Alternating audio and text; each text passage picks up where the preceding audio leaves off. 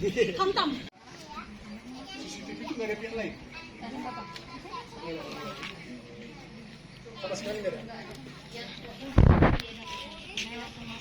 Yang tadi itu jam 8, keluar dia 8.15. Ya, 8.15, 8.20 seperti itu, Pak. Pokoknya dia dari Terus anak masuk jam berapa? jam 7.50. Berantem itu kurang lebih itu Pak jam 7 lewat 10 atau 15. Sampailah 1 jaman lagi. Ini menarik, harusnya ini guys ini harusnya udah punyanya Denpul. Karena diserahkan Itu banting dia jalan ke belakang, dari sisi jalan ke belakang diikutin sama terduga, diikutin. Abis di belakang itulah ada terdengar beberapa kali benturan, barang-barang pecah seperti gelas, sama suara korban bisa nangis kesakitan. Dari segitu berapa menit kemudian, detik lah kalau hitungannya, dia keluar dari dapur itu, dibopong dari samping gini. Tapi kondisi arwah ini nggak sesehat waktu dia ke dapur. Oh, dibopong. Iya, dibopong Terduga dari ini? samping. Ya, korban ini keadaannya sesak, mual, nangis, sempoyongan. Langsung pegang dada, Nah, langsung di dada gitu. gini. Jadi korban ini mau masuk. Jadi itu yang kegelapan. Terduga macam Saya kan pintunya tuh emang nggak ditutup full Pak ya, cuman ada sebagian lah, kan sini agak sedikit. Ada goyang.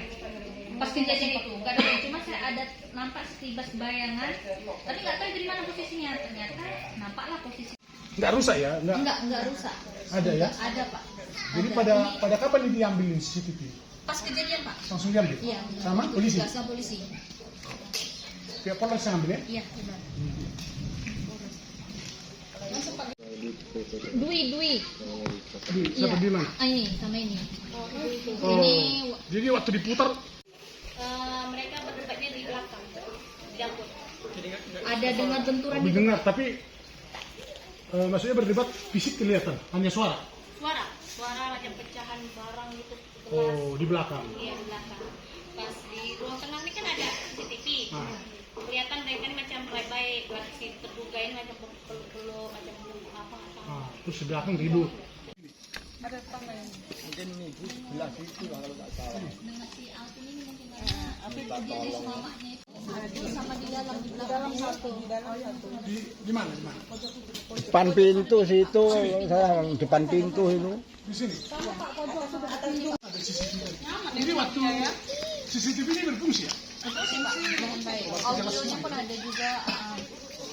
Di dalam.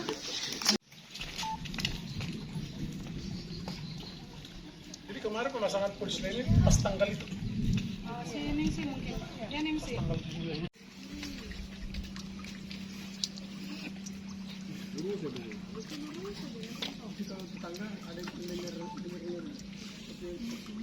Jadi ini diketahui yang pertama kali menemukan anak yang paling besar. Saya mengucapkan banyak terima kasih ikut duka serta Sudi Mafiro atas pengorbanan atau meninggalnya anak saya Harina. Dan saya tidak banyak mengucapkan banyak-banyak karena memang saya tak banyak bicara. Dan saya memohon para bapak-bapak semuanya, tolonglah proses ini saya dilanjutkan prosedur sama hukum. Setimpal apa yang dilakukan sama mereka. Permintaan pihak korban gitu aja, tak lebih dari itu. Ya saya cukupi. Assalamualaikum warahmatullahi wabarakatuh. Lagi yang buka topi tadi 1, 2, 3. Oke, 1, 2, 3. Sip.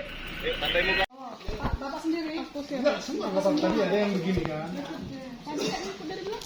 Ini kami akan cek, ya. Kami tidak mau berandai-andai juga, ya. Apakah ditahan apa tidak? Tapi buat kami tidak hanya sekedar ditahan atau tidak.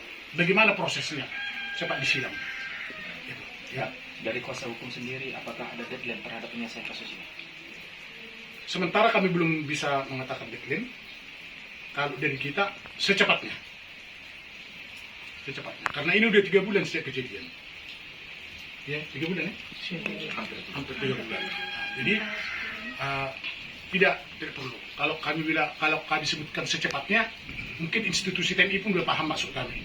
Secepatnya kalau ada niat mungkin seminggu selesai juga, ya langsung dimakamiliterkan, ya.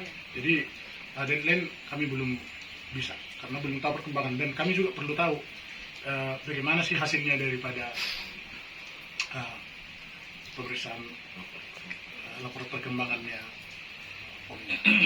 Saya kira itu berikan uang 20 juta kepada pihak keluarga, ya tentu ini tanda tanya. Mungkin para rekan media juga sudah juga mungkin bertanya-tanya juga dengan ada oknum yang melakukan seperti ini. Saya kira begitu pertanyaan tadi. Mungkin untuk awal ini langkah hukum yang akan kita siapkan apa? Langkah berikut tentu kami ini kan kalau memang ini sudah jelas ini pelakunya, ini kan mahkamah militer ya. Berarti kami hanya mengawal dalam arti ke depan kami akan segera cari tahu, ya, mencari tahu sampai di mana posisinya, di mana sekarang posisi yang diduga tersangka ini. Diduga ya, saya rasa di sini belum ada tersangka, tapi yang diduga disebutkan di penyelidikan polisi. Ya, bagaimana sekarang, bagaimana prosesnya, bagaimana hasil labpom, ya, laboratorium dari forensik, itu juga belum tahu ini semua. Ya, tapi kalau kami dari hukum yang sudah biasa berkecimpung di sini, saya katakan tadi bahwa ini sebenarnya kasus tindak pidana pembunuhan, tapi tidak berat, ya, karena sudah jelas saat itu dituju, belum ada arahnya kepada pelaku lain, ya, sesuai dengan surat pelimpahan berkali. Itu kalau ada pelaku lain, tentu kita bisa, polisi pasti merilis, ya, berita bahwa ada keterlibatan pihak lain yang melakukan. Jadi ini adalah perbuatan tunggal ini kalau mau. Jadi gampang. Jadi kami akan minta transparansi, ya, dan kami dekat karena begini, kami juga sebagai kuasa hukum tentu saja yang paling kami kan pimpinan tertinggi daripada TNI harus mengetahui dan mengawal kasus ini. Nah, gitu ya. Ini Panglima, Bapak Panglima TNI, ya, kami akan surati, kemudian Bapak Kasat, Kepala Staf Angkatan Darat akan kami surati, ya, agar mereka juga para pejabat-pejabat bukan yang Angkatan Darat mengetahui, pejabat puncak mengetahui bagaimana bisa memantau perkembangan kasus ini. Ya. Jadi kami tidak mau sebagai yang sudah diberikan kuasa, tentu pihak keluarga yang sekarang pada saat ini sangat menderita, ya, apalagi orang tua korban juga penyakit jantung, ya. Saya khawatir kalau ini tidak kelanjutannya lagi, ada lagi korban lain secara psikologis, ya, karena tidak adanya kejelasan.